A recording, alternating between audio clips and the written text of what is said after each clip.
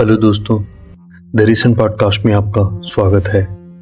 आज मैं आपको स्लीप पैरालिसिस के ऊपर कहानियां सुनाने जा रहा हूं, या फिर ऐसा कहूं कि सच्ची घटनाएं, और ये अलग अलग लोगों के एक्सपीरियंसेस हैं। तो पहले मैं आपको बता दूं कि स्लीप पैरालिसिस आखिर होता क्या है।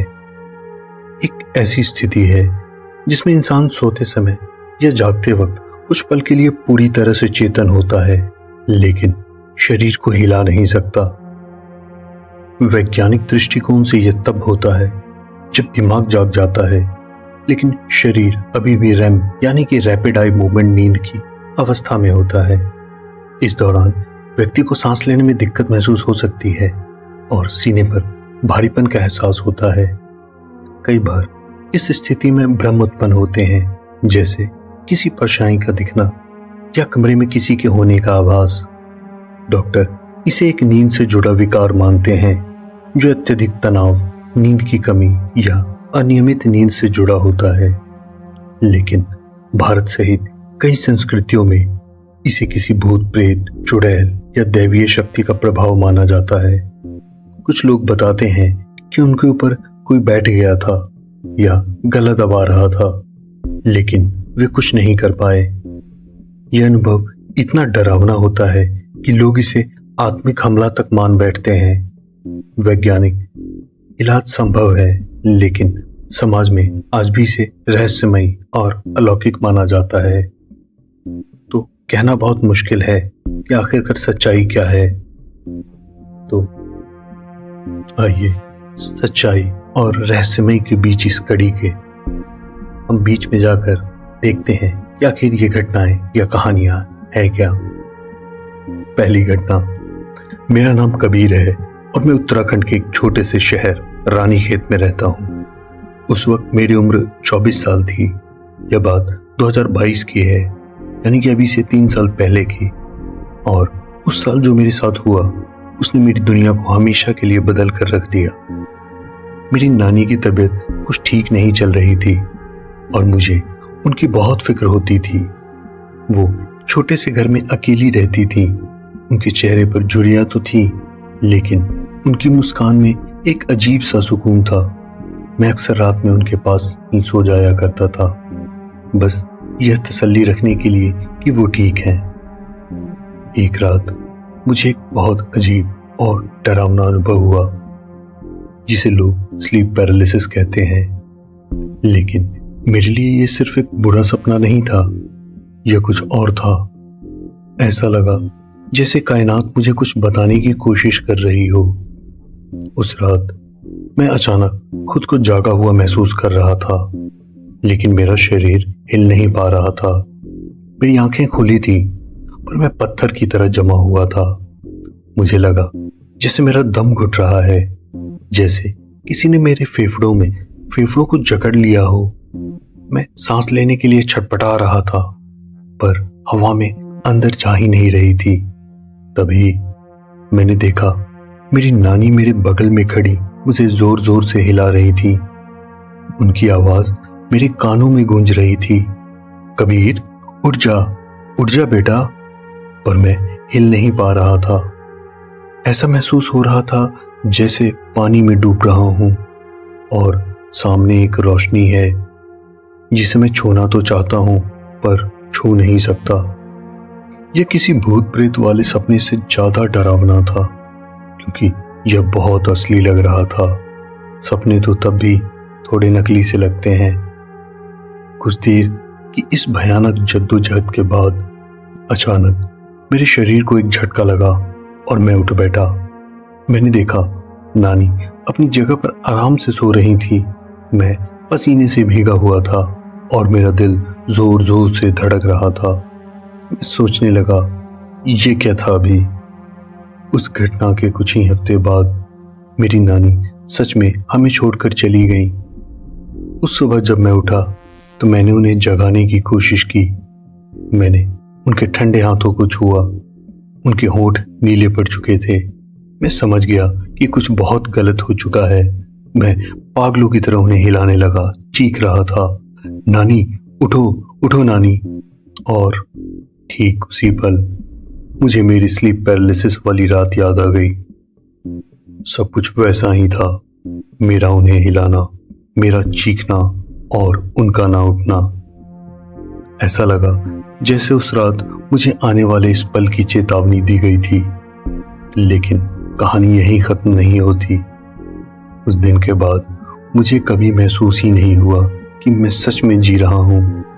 मेरा सिर हर वक्त भारी और धुंधला रहता है, जैसे मैं कोई सपना जी रहा हूं। मेरी आंखों की रोशनी भी कमजोर हो गई है। मैं किसी को यह सब बता भी नहीं सकता, क्योंकि लोग मुझे पागल समझेंगे। पर मेरे दिल में एक गहरा सवाल घर कर गया है। क्या मैं कोमा में हूं? क्या उस रात जब नानी मुझे जगाने आई थी तो मैं असल में कभी उठ ही नहीं पाया? क्या यह पूरी जिंदगी जो मैं जी रहा हूं सिर्फ मेरे दिमाग का एक खेल है, जबकि मेरा असली शरीर किसी अस्पताल के बिस्तर पर पड़ा है? कभी कभी मुझे दूर से कोई मेरा नाम पुकारता हुआ सुनाई देता है, एक गूंज की तरह, पर आसपास कोई नहीं होता। कौन जाने सच क्या है। अगली घटना। मेरा नाम साहिल है और मैं 28 साल का हूं। मैं हिमाचल के एक शांत से गांव कसोल में रहता हूं। यह घटना पिछले साल की है, जब मेरी रातों की नींद हराम हो गई थी। मुझे बचपन से ही बुरे सपने आते रहे हैं, लेकिन पिछले 1 साल से जो हो रहा है वो कुछ और ही है। मैं स्लीप पैरालिसिस का शिकार हो गया हूं। सब कुछ तब शुरू हुआ जब मैंने अपनी नींद की समस्या के लिए कभी शराब तो कभी गांजे का सहारा लेना शुरू कर दिया। शायद इसी वजह से चीजें इतनी बिगड़ गईं। पहली बार जब यह हुआ तो मैं हिल भी नहीं पा रहा था। मेरी आंखें खुली थी और मैं देख सकता था कि मेरे कमरे के दरवाजे से एक छोटा लाल रंग का बौना, जिसकी आंखें सफेद चमक रही थी, भागता हुआ दीवार की तरफ गया। वो इतनी तेजी से मेरी तरफ मुड़ा कि मेरी रूह कांप गई। हम दोनों की नजरें मिली और फिर वो सीधा मेरी तरफ भागा और मेरे बिस्तर के नीचे घुस गया, ठीक मेरे सिर के पास। उस खौफ के पल में मैं बस चीखना चाहता था, पर मेरी आवाज गले में ही अटक गई। लगभग 2 मिनट बाद जब मैं हिल पाया तो मैं बिस्तर से उछल पड़ा। उस रात मैं दोबारा सो नहीं सका। इसके बाद भी यह सिलसिला रुका नहीं। कई रातों तक जब मैं हिल नहीं पाता था, मुझे उसके छोटे छोटे पैरों के दौड़ने की आवाज सुनाई देती थी। कभी कभी और भी अजीब चीजें होती थी। सबसे ताजा घटना कुछ दिन पहले की है। मैं बिस्तर में करवट लेकर लेटा हुआ था और मुझे अपने पापा की आवाज सुनाई दी, जो दरवाजे पर खड़े होकर मुझसे बात कर रहे थे। मैं जानता था कि मैं स्लीप पैरालिसिस में हूं और मन ही मन चिल्ला रहा था, उठ जा साहिल, उठ जा। जब मैं आखिरकार उठा तो देखा कि पापा तो घर पर ही नहीं थे। जब बहुत ही अजीब और डरावना एहसास होता है जब आपकी आंखें खुली हों, आप सब कुछ देख रहे हो पर हिल ना सकें, और जब आप हिल पाते हैं तो आप खुद को उसी पोजीशन में पाते हैं, आंखें भी खुली हुई। मेरी हालत इतनी खराब हो गई थी कि मेरे पापा मुझे पास के एक गांव में एक मौलवी जी के पास ले गए, जो इन चीजों के जानकार थे। मौलवी जी एक शांत और सुलझे हुए इंसान थे, जिनकी दाढ़ी सफेद थी और चेहरे पर एक नूर था। उन्होंने मुझे देखा और कहा, बेटा, तुम्हारी दिमागी हालत कमजोर होने की वजह से एक शैतानी चीज तुमसे जुड़ गई है। यह कोई बच्चा लगता है जिसकी रूह भटक रही है। तुम जो नशा कर रहे हो उससे तुम और कमजोर हो रहे हो। उन्होंने कुछ दुआएं पढ़ी और मुझे एक तावीज दिया, जिसे हमेशा पहनने को कहा।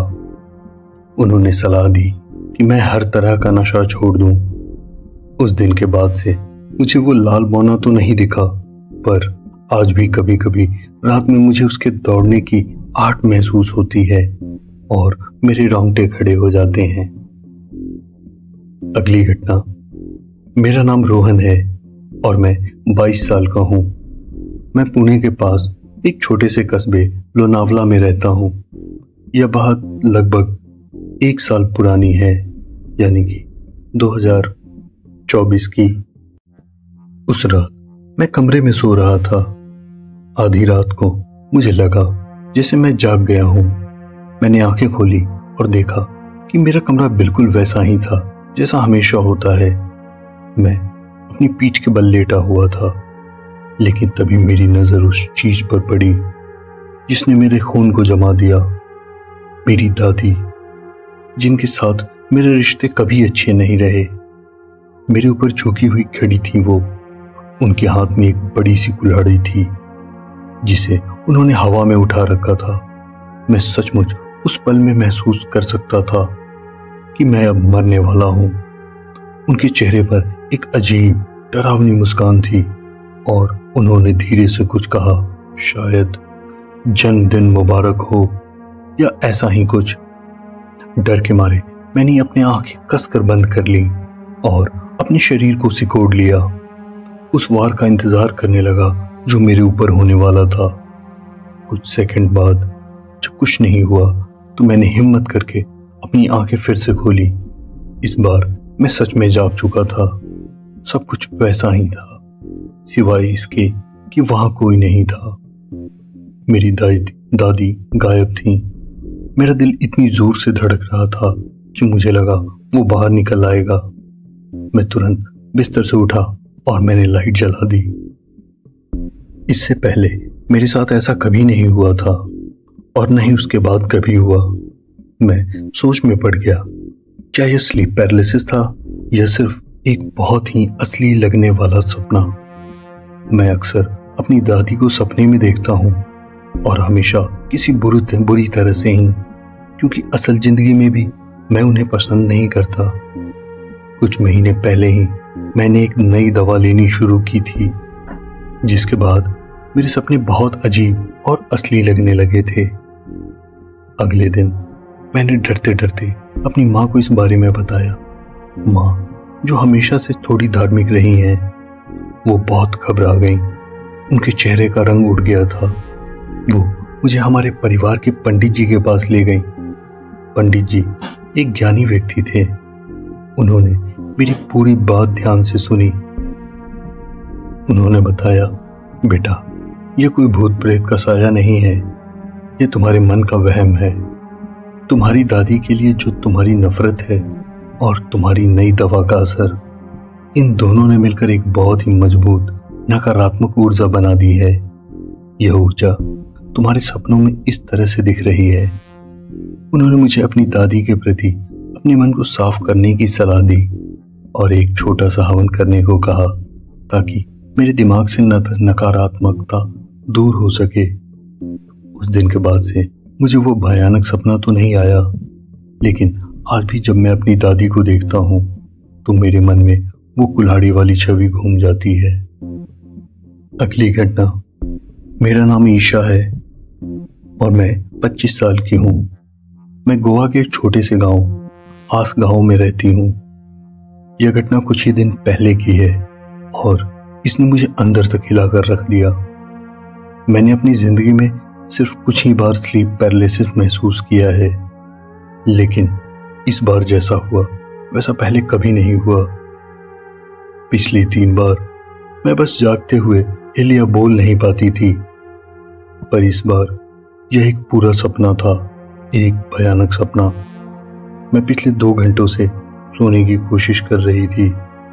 कभी नींद आती, कभी टूट जाती। आखिरकार जब मुझे गहरी नींद आई तो मुझे लगा कि मैं फिर से जाग गई हूँ, क्योंकि सब कुछ बहुत असली था।